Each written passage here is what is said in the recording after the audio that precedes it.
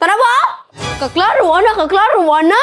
Gabi na kaayo, na usa ka babae nga nanuktok og nangayog tapang. Ana siya sa bodega siya nagpuyo. Sa budiga. Sa akong kaluoy, ako siya gitagaan og pagkaon. May na lang makakaon siya. Kay nisulti man siya nga wa pa siya nikaon. Ug akong giklaro og sa bodega ba siya nagpuyo. Ug tinuod jud di ay nga sa bodega siya.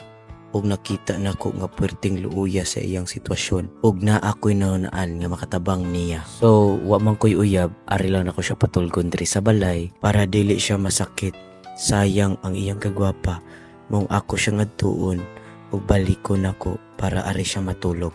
Sa akong pagsulod sa bodega, ako jud nakita nga puwerteng luuya niya ug ako siya giingnan nga wa man ko'y uyab. Adto na lang ta matulog sa akong balay. Sa pag-abot namo sa balay, lipay kay na siya kay nakakita og karon pa siya